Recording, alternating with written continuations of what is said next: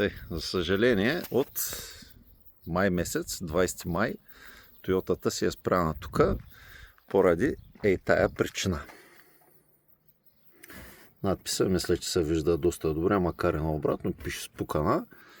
Ето между тия двата клапана някъде, това е пасажирската глава, която веднъж, както виждате тук няма ги тия, е била наварявана. Сега обаче не става и съответно се получи много лоша ситуация. В България няма глави за тия автомобили и зато и поръчахме от щатите. Значи най-вероятно колата в Гърция също е била карана на газ и тя сега в момента е на 360 на километра, ама реално, честно казано, един Господ, тя знае на колко хиляди реални километра е тая кола.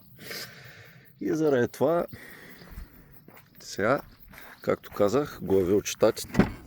Ето ги. Шлайфани. Направени. С смисъл клапаните са направени на тия хлабините им. И съответно, сега ще мина на другата страна. Барабар с валовете, с всичко. Тук може би малко по-тъмничко, но ето ги. Втора употреба. Около 2100-200 евро ми излязаха с транспорта. На 1 юни ги поръчах, на 16 дойдоха. И сега процедурата е следната. Ето ги болтове. Гарнитурите са тука. Оригинални. Тук са едни скобички за това, как се каже, за въздуховодите. Ама както и да има гарнитури за капаците.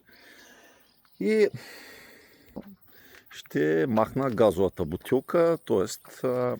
газовата система ще оставя, но ще си я карам на бензин до светлия момент, в който реша да продавам колата и съответно новия собственик, ако реши, че иска да си монтира газовата уредба и така. Но тия глави няма ги карам на газ със сигурност, даже ще извадим още преди запалването на първото запалване. Та значи, каква беше диагнозата? Не диагнозата, симптомите. Всъщност антифриза изчезва. Даже преди време сменях тея, как се каже, чакай, не така срещу слънцето, сменях свещите. Едната беше мокра, тя точно е тая къде е на това, на този цилиндър и после го разбрахме реално от какво е, като почна да изчезва повече антифриз. И така, за съжаление, 5V е хубав мотор, но явно в щатите да се окараш на бензин. Сега тук аз ще се окарам на бензин, ще видя какво ще реша. И да, чеката е междувременно, ако някой се чури какво що.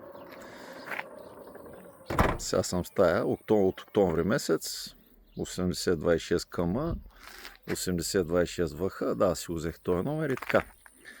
И тези болтове, къде ги видяхте вътре са 8.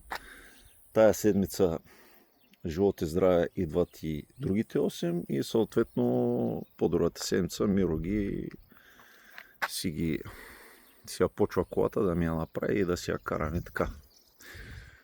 За шкоричката някой друг път ще правя клипче и така. Прибирам аз тия неща в Тойотката и така. Айде. Чао ви, скоро не бях правил видео и не исках това видео да го правя, както се казва, ама явно трябваше да го видя, зато и внимавайте като купувате кола, коя е била на газ. Като я купувате на газ. Аз я купих с идеята, че предният собственик от Каварна, той е инсталирал газовата, но или гърците са я карали на газ, или другия вариант, нещо си е била прегряла, направена и така. Сега не искам да отварям предния капак, но какво да правя? Тъй, чао ви!